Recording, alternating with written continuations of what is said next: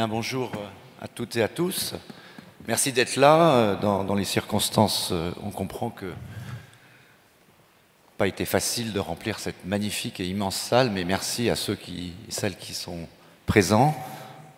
Évidemment, on aura une pensée dans 10 minutes pour le début de l'hommage national aux morts du 13 et aux blessés, aux morts et aux blessés du 13 novembre.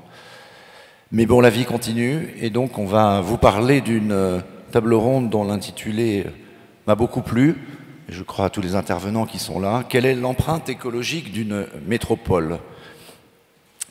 La question de l'empreinte écologique, évidemment, est bien connue et bien dans le sujet de la COP 21. Qu'est-ce que c'est que l'empreinte écologique? Quel est son... donc c'est un mode d'évaluation environnementale qui mesure la pression de l'homme sur les ressources et la nature. Elle permet de savoir, pour résumer, si on devait le dire rapidement, combien de terres il nous faudrait pour continuer à vivre comme nous le faisons. Évidemment, quand on pense à 50% de la population mondiale vit dans les villes, que l'empreinte écologique des villes, et particulièrement des grandes métropoles, est très forte. Et donc, comment faire en sorte de la maîtriser et, si possible, de la réduire? On va essayer d'avoir un débat sur ce sujet en ayant une vision à la fois globale, mais aussi, j'allais dire, un petit peu plurielle de cette question d'empreinte écologique, parce qu'elle n'est pas évidemment aussi simple que je viens de le dire. Et pour en parler, nous avons quatre spécialistes du sujet. Nous avons donc la présence de Boyd Cohen, qui est professeur à l'EADA Business School en Entrepreneurship and Sustainability, qui vient de Barcelone. Hi, Boyd, thank you to be here. Sylvie Faucheux, qui est professeure des universités en sciences économiques au CNAM. Anne Jed, qui est à ma gauche, qui est directrice de l'Agence parisienne du climat. Et pour ceux qui ne connaissent pas, elle vous en parlera, mais vous connaissez tous l'Agence parisienne du climat.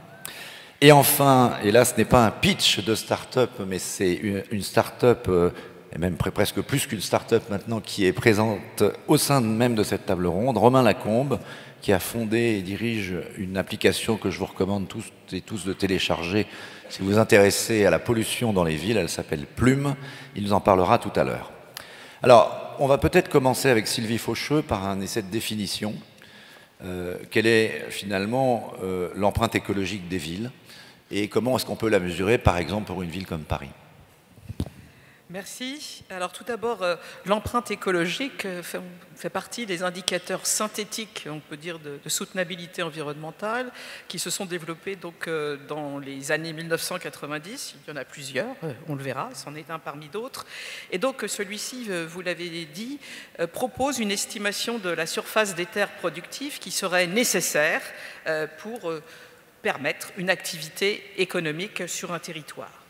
Elle a été développée par deux auteurs qui sont Wakanakel et Enries, qui ont fondé un institut et depuis il y a un réseau international qui travaille autour de ces questions. Alors pour Paris, pour le Grand Paris, on peut donner des chiffres. J'avais travaillé sur cette question il y a quelques années avec plusieurs équipes de recherche et l'empreinte écologique de Paris était estimée à environ 5 hectares global par an et par un habitant. Et tout cela pour une biocapacité, parce qu'il faut le comparer à la capacité, à la biocapacité donc, de ce même territoire, qui est de 0,5. Alors au-delà des chiffres, parce que ce n'est jamais une méthode absolument fiable, c'est plutôt, on peut dire, l'ampleur qu'il faut voir, et on se rend compte que finalement l'espace nécessaire pour supporter les activités humaines de la métropole parisienne eh bien, est de loin très supérieur à sa capacité. Ce qui signifie donc qu'elle va puiser à l'extérieur pour pouvoir donc maintenir ses activités. Ce qui est aussi intéressant, c'est qu'on peut analyser cette empreinte écologique à la fois par type d'usage et par type de consommation. Par type d'usage, on se rend compte que plus de 50% de l'empreinte écologique d'un francilien est due à l'usage de la terre carbone, c'est-à-dire en fait à l'utilisation de la terre pour absorber le CO2. C'est cela que ça signifie. 22% pour les cultures, l'agriculture. Ensuite, si on regarde par usage, par consommation, plus exactement, excusez-moi, par consommation, eh bien, on se rend compte que l'alimentation représente pour la métropole parisienne 33% de l'empreinte écologique, la mobilité 13%, la production, dont celle d'énergie et sa distribution 22%, et le logement 15%. Donc, il en ressort un résultat assez intéressant et parfois oublié dans toutes les analyses de la Smart City, c'est qu'en plus des activités le plus souvent incriminées pour leurs problèmes, leurs impacts environnementaux d'une ville, et qui sont le transport, la production, la distribution d'énergie et la mobilité, eh bien, il y a aussi l'agriculture. Et je crois que ça, c'est important. Il ne faut pas oublier le volet agriculture dans tout ce qui est lié à la Smart City, hein, qui est une solution à ces problèmes-là, parce que l'agriculture, c'est aussi un socle de la Smart City. Bien sûr. Alors, vous voulez notamment parler d'agriculture en ville, j'imagine. Oui. On va en reparler tout à l'heure sur les mesures qu'on peut prendre et l'action qu'on peut... Et l'agriculture dans le territoire, puisqu'en fait, le territoire francilien est aussi un territoire d'agriculture. Donc, il y a une meilleure gestion, une meilleure relation à mettre en œuvre avec la ville. Alors, j'ajouterais simplement, c'est important, on verra tout à l'heure, que l'empreinte écologique, on le voit bien, c'est une mesure par rapport à une utilisation de terre, de territoire. Il en existe d'autres. On peut très bien avoir des mesures par rapport à la consommation d'eau, on peut avoir par rapport à la consommation énergétique ou matérielle. Ce qui est intéressant, c'est que ça vient compléter des mesures qui sont en général des indicateurs économiques comme le PIB, et donc ça vient le compléter. Je pense que ça, c'est intéressant. Absolument. Boyd Cohen, vous avez écrit un livre en 2011 qui s'appelle « Climate Capitalism ». Vous avez analysé toutes ces questions. Comment est-ce que vous pouvez définir cette ecological footprint, comme on dit, l'empreinte écologique, et est-ce qu'il ne faut pas avoir une vision peut-être encore plus globale? Est-ce qu'on arrive à tout mesurer? On en parlait hier, notamment, par exemple, est-ce qu'une ville sait mesurer l'empreinte écologique des gens qui viennent le visiter, par exemple, les voyages en avion? C'est un sujet pour une ville comme Paris, qui est une des premières villes touristiques du monde, c'est évidemment un sujet. First of all, thank you for having me. Sorry about the circumstances we're here and why some people are not here. I don't have anything to deviate with respect to the definition of an ecological footprint. Apologies, my French is non-existent. Pero sí podría hablar español, pero creo que ese no sirve mucho. I could try Spanish, but I don't think that helps either. So I don't deviate from the definition that was presented already regarding the actual ecological footprint. And you brought up the book that I wrote in it was published in 2011. I think there's an interesting story here, which is that in 2009, I came to the decision that I was going to focus on the low carbon economy and the opportunities in that space. And together with a famous environmentalist from the US, her name is Hunter Levins, we started writing the book. And this was in 2009, right before the Conference of the Parties in Copenhagen. So interesting timing now that we're right before the Conference of the Parties in Paris.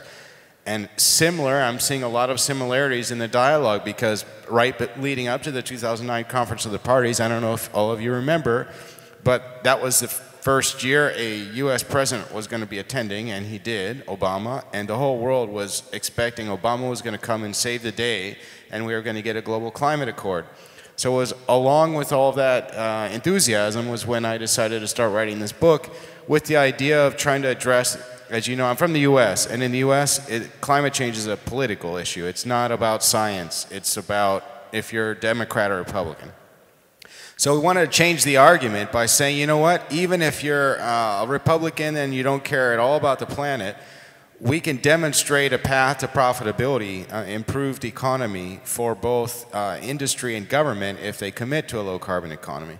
So that's what we did. It was published in 2011. By the time it was published, I'd already given up on the multilateral United Nations and the Conference of the Parties. No offense to all of you who are really supportive of it, but here we are again on 2015 with everyone very excited about Obama and everybody else sort of maybe making a further commitment. But I think what we've seen over the last several years is that nations have been very weak in creating national level policy, and even worse at the multilateral United Nations level in terms of reaching some sort of agreement. So by the time my book was published in 2011, I already started focusing on cities. I focus on cities because I started realizing something. More people live in cities. By 2050, 70% of the planet's going to live in cities. Some regions, 80% already do. Cities are by far and away the largest producers of environmental impact through the footprint and through climate change, through CO2 emissions. But more interesting, and this has kind of been my career, has been looking at sort of from an optimistic perspective. Well, if these are all problems, and we have an entrepreneur in the panel, this is how I think, and I teach entrepreneurship. So what entrepreneurs do is look at problems and find solutions for them. So cities have a lot of problems.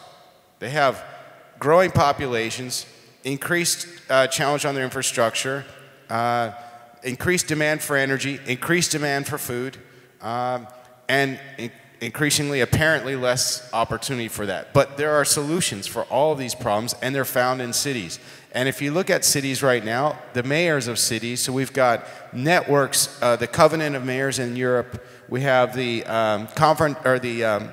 U.S. Congress of Mayors in the U.S., we have ICLEI, which has 1,200 cities around the world.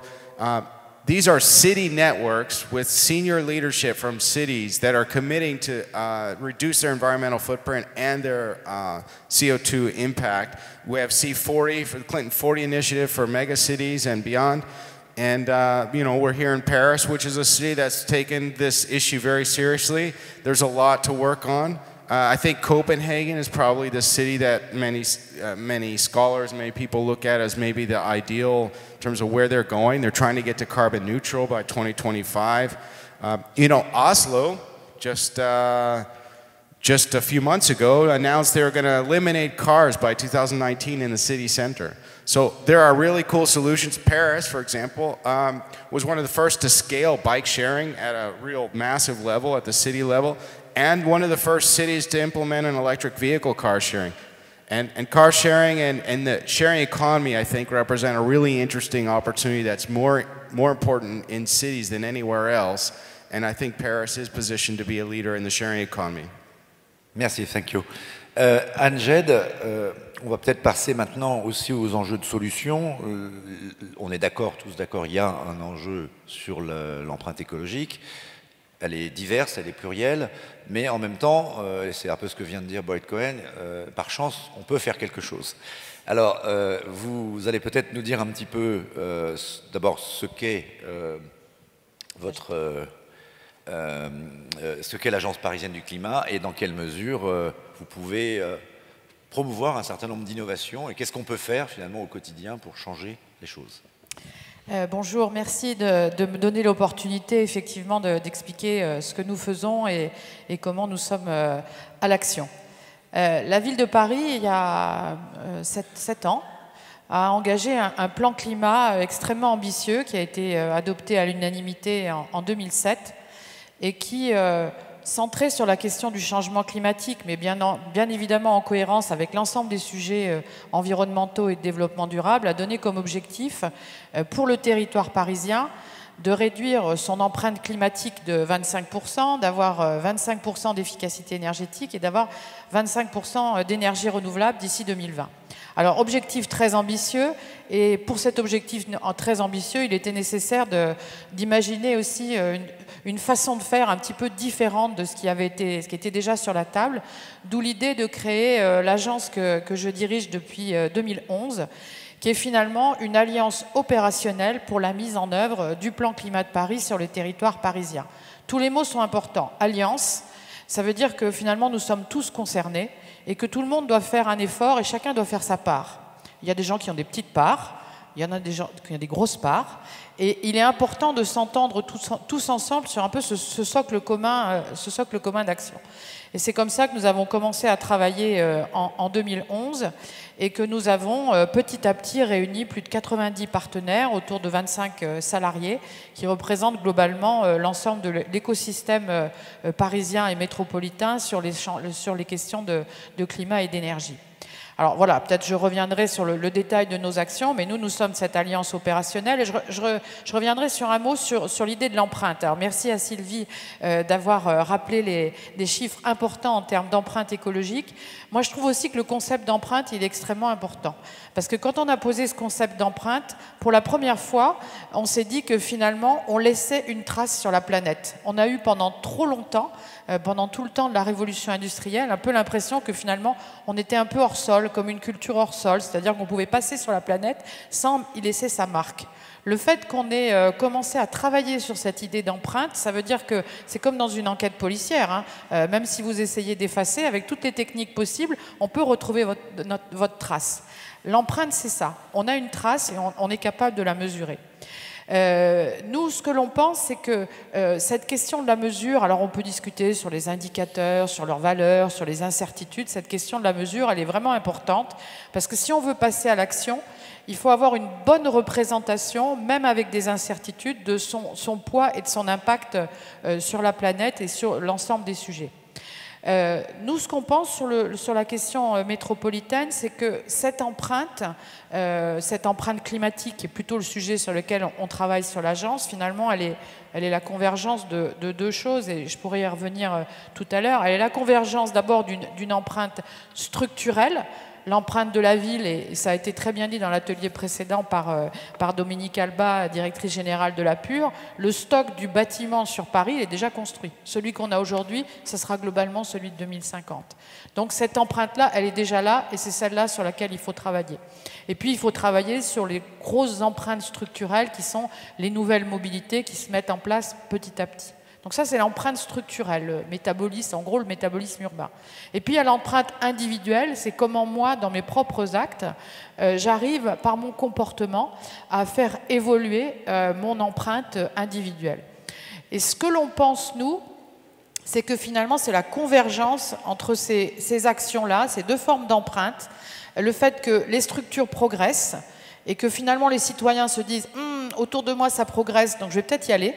Et puis le progrès aussi des citoyens qui font que les grands acteurs des transformations structurelles se disent il faudrait peut-être que j'y aille parce que mon écosystème, mes salariés, mes clients sont en attente de ces transformations. Et donc c'est ça que nous, on essaye de pousser sur le territoire parisien. Avec l'idée aussi, c'est que de toute façon, quand on est sur, en termes de CO2, 8 ou 9 tonnes d'équivalent CO2 actuellement dans l'impact carbone du Parisien, de toute façon, si on veut sortir du carbone à l'issue de ce siècle, il va falloir faire le facteur 4, il va falloir en 2050 diviser par 4. Donc de toute façon, les transformations, elles sont majeures, elles sont structurelles, elles sont dans de nouveaux modes de vie et de nouvelles façons de vivre ensemble la ville. Alors, donnons quelques chiffres. Je les ai trouvés, je ne sais pas s'ils sont tout à fait exacts, mais j'avais retrouvé ces chiffres. Vous citiez tout à l'heure, pour un francilien, à peu près 5 hectares équivalent global, pour maintenir son niveau de vie. Si tout le monde consommait autant qu'un Français, il faudrait donc 2,5 planètes. Mais un Américain a besoin du double d'un Européen, et donc il faudrait 5 planètes. Un Brésilien, qui est un peu en dessous, il est à 1,3 planètes. Le Chinois, la Chine, c'est assez intéressant. Elle est au niveau pivot. Elle est en train d'atteindre le niveau pivot, c'est-à-dire c'est une planète. Et un Indien est légèrement en dessous. Alors pourquoi je dis tout ça? C'est parce qu'évidemment, on ne va pas pouvoir, on a tous conscience, continuer comme ça longtemps. On peut être écolo ou pas écolo, on peut être pour ou contre ce que disent les climatologues, mais à un moment donné, il faut constater la réalité. Le réchauffement, on sent bien qu'il est là. Et puis, il y a des incidences, et on va en parler avec Romain Lacombe, qui sont celles du quotidien. Alors, moi, j'ai regardé sur l'appli Plume que j'ai, évidemment. Donc, aujourd'hui, à Paris, enfin, vous l'avez sans doute remarqué, la pollution est forte. Et c'est vrai que c'est très important d'avoir l'information. Romain, qui est à la fois un polytechnicien génial et un sportif de haut niveau, avec son appli, ce qu'il a voulu vous dire, c'est est-ce que vous pouvez sortir, faire du sport? Est-ce que vous pouvez faire du vélo? Alors, il donne des conseils. Est-ce que vous pouvez sortir bébé? Qu'est-ce qui vous a conduit, Romain, d'abord à créer cette application? J'en ai dit un mot en disant que vous êtes un sportif, mais peut-être pas la seule raison. Et peut-être nous en parler un peu, parce que ça concerne Paris, mais en fait toutes les grandes métropoles où vous essayez de créer je sais pas, enfin, c'est l'équivalent d'une grande plateforme finalement, un peu à la façon des Uber ou des Facebook, mais vraiment centré, bah si on va dire du bien, ça pourrait le devenir, en tout cas centré sur l'information, sur l'empreinte écologique et la pollution. Alors d'abord, merci beaucoup. J'étais malheureusement sportif avant de m'intéresser de près à la pollution. Polytechnicien, c'est ça. Et peut-être pour commencer simplement un mot, évidemment, je pense qu'on s'associe tous à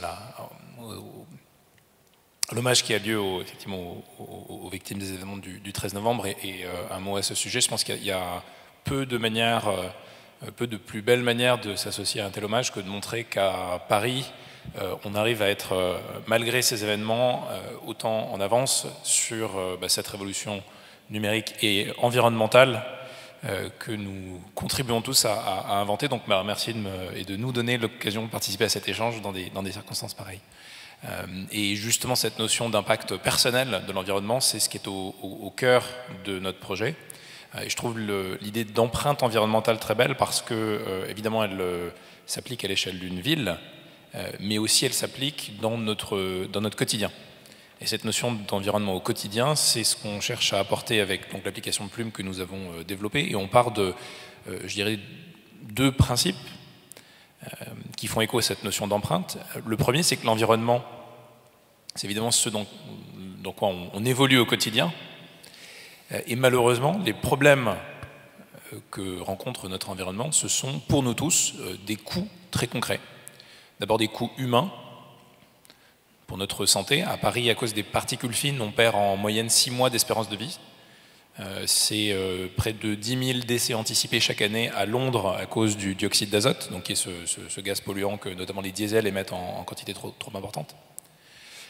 Et à l'échelle de la planète, puisqu'on compte le nombre de planètes qu'il faudrait pour chacun d'entre nous, c'est près de 7 millions de morts tous les ans d'après l'OMS qui sont dus directement ou indirectement à la pollution extérieure ou intérieure. Et ce coût humain, c'est évidemment aussi un coût économique. Et donc, pour faire écho à ce que disait Dan Boyd sur cette opposition factice qu'on trouve parfois entre l'environnement et l'économie, l'environnement est un sujet majeur d'économie et le Sénat a mené en début d'année une commission d'enquête parlementaire sur les coûts justement de la pollution pour l'économie française. Les chiffres auxquels ils arrivent sont absolument effarants. On parle de 97 milliards d'euros par an de coûts concrètement pour l'économie française. Donc c'est un tiers de la dette grecque qui part en fumée chaque année parce que nous subissons le coût de la pollution. Et je ne parle même pas des coûts du changement climatique, c'est vraiment les coûts immédiats de la pollution de l'air qui est finalement un des symptômes ou des symptômes avancés de l'impact de notre système productif sur notre environnement et donc sur le changement climatique et le changement environnemental.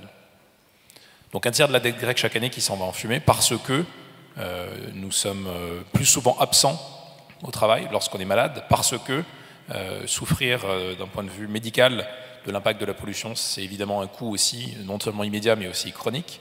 Et donc cette empreinte environnementale, c'est une empreinte qu'on retrouve jusque dans nos portefeuilles, très littéralement. Et puis surtout, et c'est un deuxième point, c'est l'environnement, c'est de manière finalement très intuitive, c'est un sujet personnel. C'est un sujet personnel parce que notre exposition à des facteurs environnementaux, elle dépend quand même énormément d'abord de notre âge, de notre condition physique, et ce sont souvent les plus faibles qui en pâtissent le plus de ces problèmes environnementaux.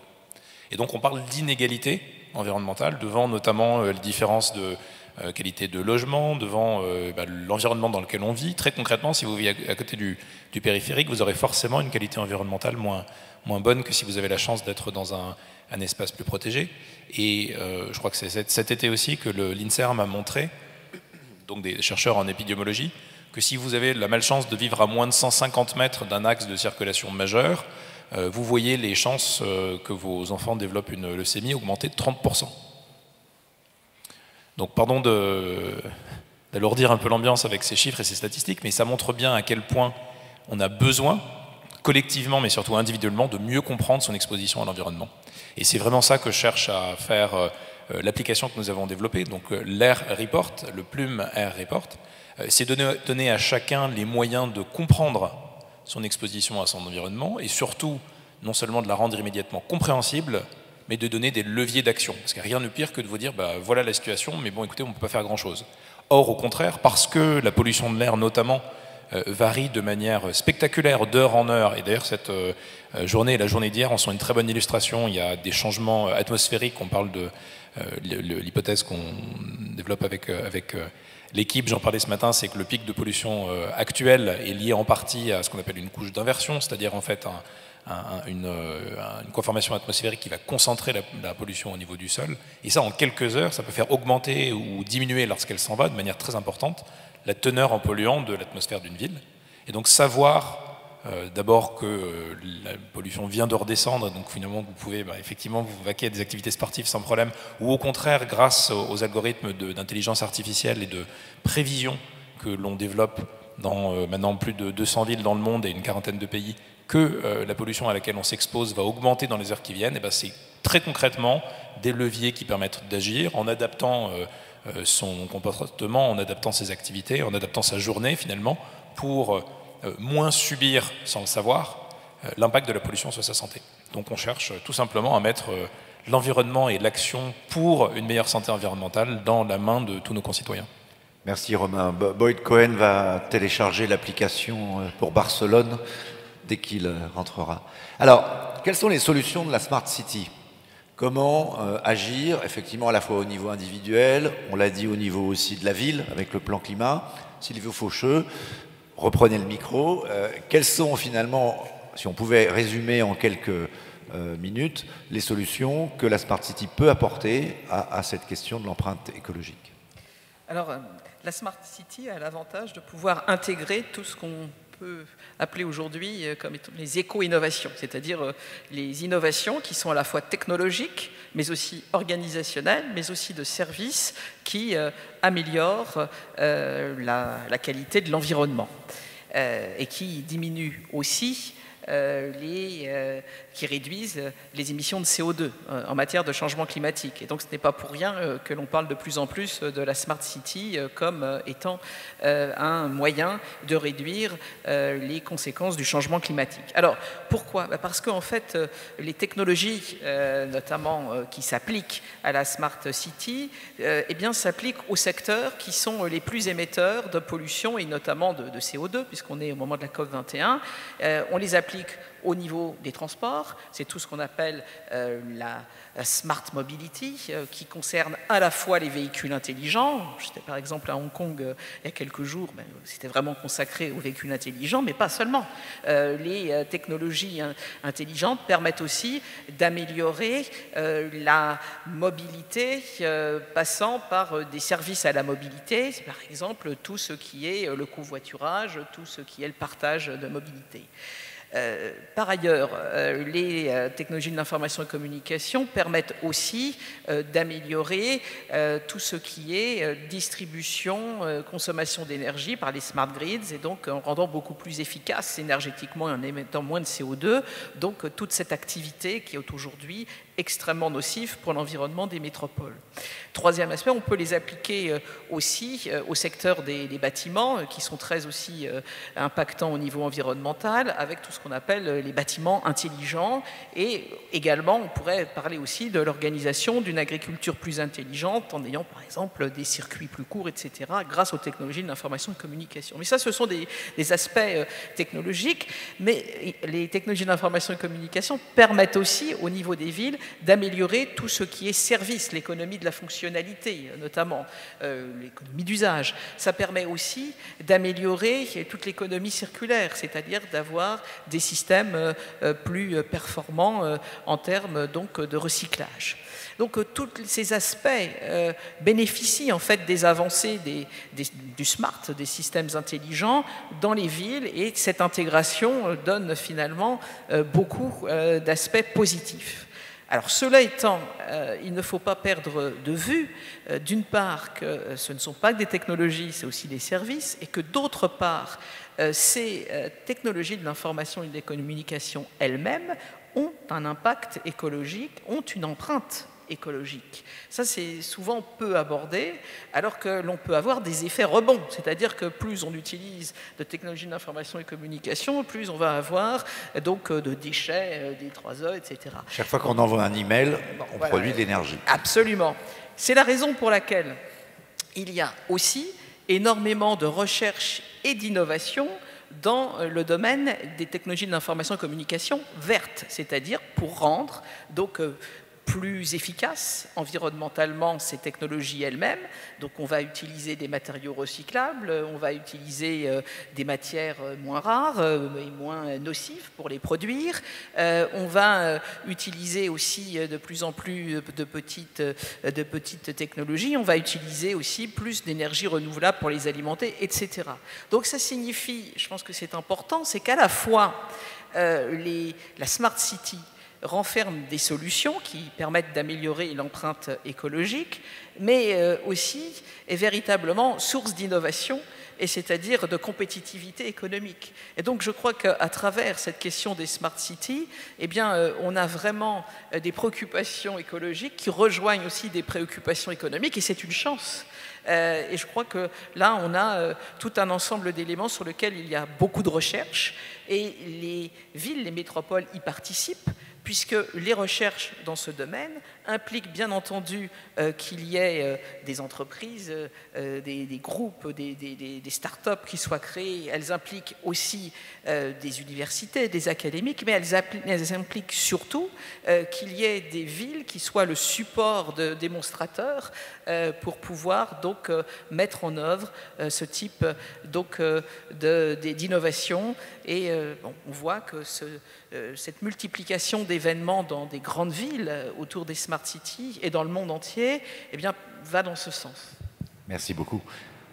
Boyd Cohen, ma question, on en parlait aussi un peu hier soir, c'est la Smart City, la vision qu'on en a d'ailleurs nous à la tribune, c'est pas seulement de la technologie, c'est aussi de la solidarité. Elle doit être productrice de plus de social, de plus de solidarité. Et de toute façon, on ne résoudra pas, on vient de le voir, les questions climatiques seulement par la technologie, mais aussi par une prise de conscience des individus, de leur impact collectif. Et est-ce que de ce point de vue-là, vous en disiez un mot, par la share économie, par l'autopartage ou des systèmes de ce type, est-ce qu'on peut arriver à modifier finalement la façon dont une ville fonctionne? Aujourd'hui, on sait que les villes fonctionnent quand même assez mal, les gens prennent leur voiture tout seuls, individuellement, préfèrent leur voiture individuelle plutôt... Alors, à Paris en ce moment, vu le contexte, ça peut se comprendre, mais donc en temps normal, il vaudrait mieux promouvoir l'intermodalité, le vélo, etc. Est-ce qu'on peut, par la Smart City, arriver à rendre la ville plus solidaire et du coup plus écologique? Yeah, I hope so. If we can't, we're in trouble. Smart cities are only smart if their citizens are smart. And the citizens are smart in a lot of different ways. They can be smart through better education, like STEM education, science, technology, engineering, math, adding in arts, adding in innovation and entrepreneurship as well. There's a movement called STEAM to include all of that into education. We need to get citizens to bridge the digital divide. Probably everyone in this room is really connected, but not everyone in Paris is connected. And there's parts of the city of every city where you have lower income populations that have less access to technology, and technology is information. That information can be used for changing behavior and innovating. But furthermore, I think there's a really important role in the government, in the local government, in terms of regulations and incentives that the cities can develop that actually encourage the right behavior as well. So, Singapore is a little bit excessive perhaps, but they have an electronic road pricing system that's dynamic pricing based on the time of day and how congested the cities are. They have a massive tax for buying your own car. It's like $70,000 to get a license to operate a vehicle in Singapore. So, I mean, you have another issue there, cars are only for the wealthy, but actually I think that's a transition to where I think we're going. Everyone in the smart city space is all excited about driverless cars, which is a technology which is becoming real, and it will be a part of the solution going forward because there's more efficiency in driverless cars. But the real future for me is no cars. at least no cars in cities. I know this is painful for probably most everyone in the room. I don't own a vehicle. I live in Barcelona. I live 2 blocks from a metro. I have it in my wallet. I have a bike share pass, and I have a car share pass. I haven't used the car share yet. I've lived there 2 months, but I do have a membership to both. So we need innovators from the entrepreneurial space to create solutions that allow us to have alternative lifestyles. We need the cities to take a proactive approach towards regulating and incenting and taxing the bad behavior so that we encourage the right behavior from citizens. We need sufficient alternatives, not just developed by the private sector, but also from the city. It's one thing to say, let's make cars like Oslo is doing. You're not going to be able to drive a car in the city center after 2019. You can do that if and only if you have sufficient alternatives for people. You can't be that draconian if they don't have good alternatives. So is there a path to smarter cities around the world? Absolutely. Is technology a critical enabling tool for us to achieve it? Absolutely. Will we get there just with those 2 things? No way. We need more mayoral level. We need leadership and commitment, political commitment towards a more sustainable, more smarter way of living. We need better educational systems that educate younger people to be thinking the way we're talking about today. We need entrepreneurs to provide better solutions and collaborate with cities to make this happen. We need better regulation to make it all come together. Thank you. Ajed, Smart Citizen, oui, mais bon, c'est compter beaucoup, c'est bien de compter sur l'intelligence des gens, et certainement ils le sont, et en même temps, chacun voit midi à sa porte. Est-ce qu'il faudra en passer un jour dans les plans climat du futur par des mesures type de celles qui ont été prises à Singapour? On voit un certain nombre de grandes villes du nord de l'Europe envisager de bannir la voiture. Et est-ce qu'en France, ce type d'écologie punitive, qui n'a pas vraiment bonne presse, est possible? Ou alors est-ce qu'il y a d'autres moyens, et notamment l'information, la pédagogie et la compréhension des enjeux?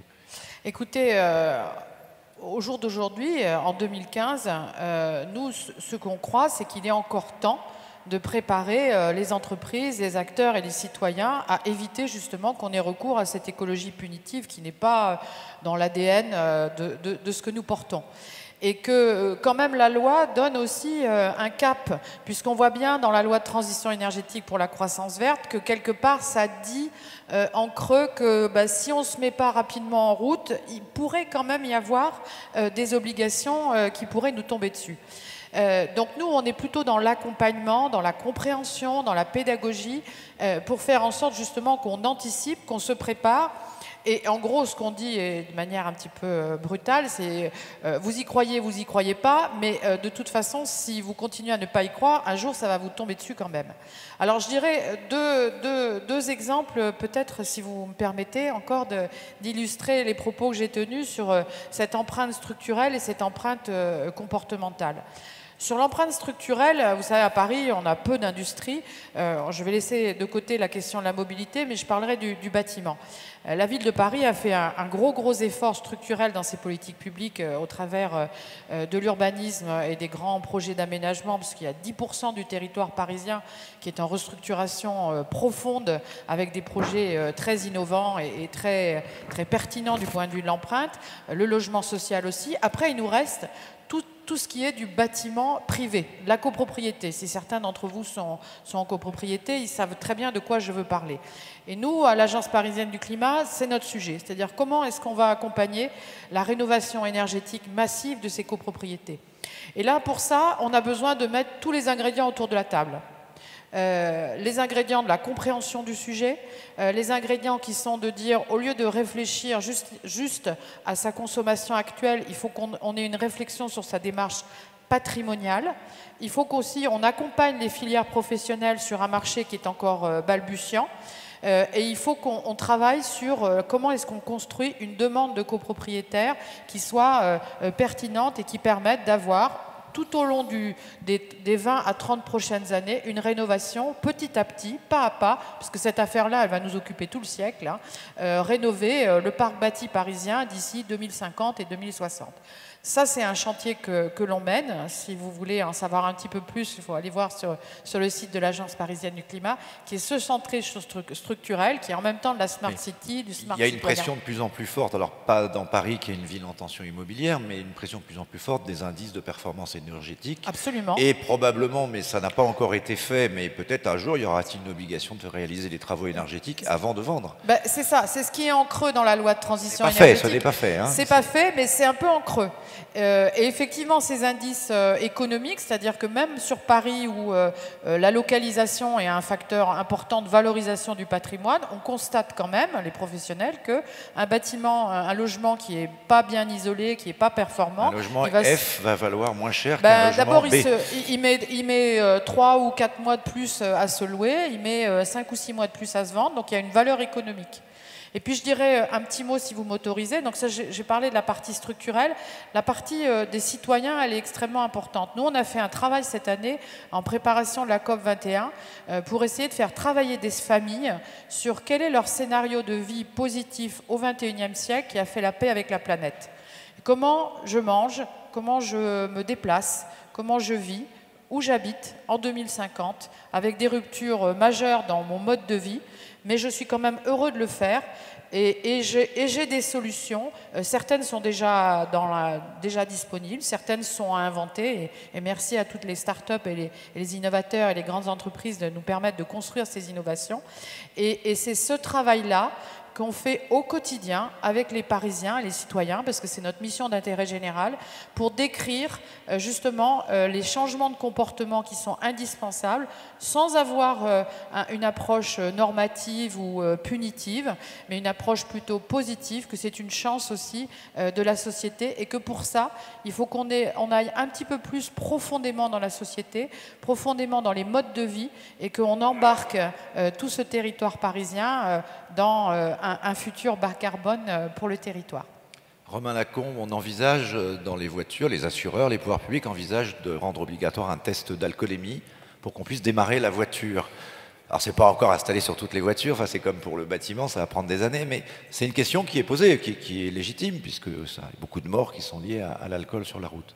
Est-ce qu'il faudrait envisager un jour que Plume, par exemple, ou en tout cas un dispositif d'information, vous dise quand vous mettez la clé dans le contact, aujourd'hui la pollution est trop élevée, nous vous recommandons, ou éventuellement nous obligeons, à ne pas prendre votre voiture aujourd'hui, ou alors vous avez un numéro impair, allez hop, terminé, vous n'avez pas de possibilité de rouler. Alors moi, vous travaillez avec les constructeurs.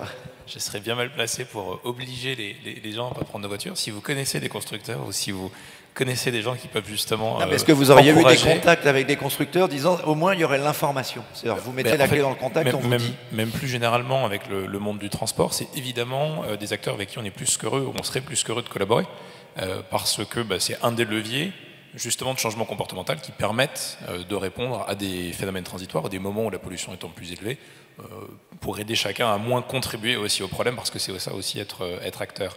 Et peut-être pour aller dans ce sens aussi, je trouve votre expression d'environnement et d'écologie positive extrêmement intéressante, parce que s'il y a un message optimiste avec lequel j'aimerais clore mon intervention en tout cas, c'est l'idée qu'un monde qui sera plus durable, ça n'est pas un monde plus contraignant, au contraire c'est un monde beaucoup plus non seulement confortable, positif, mais aussi beaucoup plus intéressant.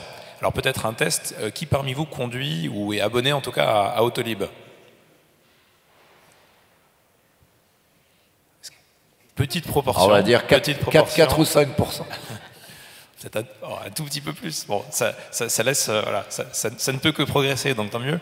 Est-ce que honnêtement, c'est pas un plaisir fou de conduire une voiture électrique comme ça? Moi, j'adore conduire une voiture Autolib, simplement parce que c'est d'abord, évidemment, c'est moins désagréable que de s'enfumer dans un habitacle de voiture classique, mais surtout, c'est une voiture qui est très réactive, c'est une voiture qui est beaucoup plus légère, et c'est un usage urbain qui, en fait, on peut le dire, qui est même plus fun. Et je pense qu'un des éléments d'adoption de ce type de technologie va passer, et je parle de ce type de technologie au sens de toutes les urban tech, en fait, les technologies urbaines qui contribuent dans le domaine du transport, comme de l'énergie, comme de l'environnement, comme de l'alimentation, à rendre notre environnement et notre quotidien plus efficace et plus Moi, je suis d'accord, mais à condition qu'il y ait un panneau qui soit mis sur les autolibres. Merci de rendre ce véhicule dans l'état aussi propre que vous l'avez trouvé. Effectivement, mais alors c'est intéressant parce que c'est justement une des expérimentations que j'en ai repris il n'y a pas très longtemps, où maintenant on peut noter sur le tableau de bord de la voiture l'état du véhicule dans lequel on l'a trouvé. Donc on est en train de crowdsourcer littéralement le nettoyage des habitacles de voitures électriques. C'est l'avantage de la Smart City. On me demande d'arrêter. On va prendre une question quand même. Est-ce qu'il y a une question, quelqu'un qui vraiment n'a pas été satisfait ou demandera une information supplémentaire à nos spécialistes avant que nous les libérions? Je ne vois pas de main se lever, mais de toute façon tout le monde ici est convaincu par ce qu'on a entendu.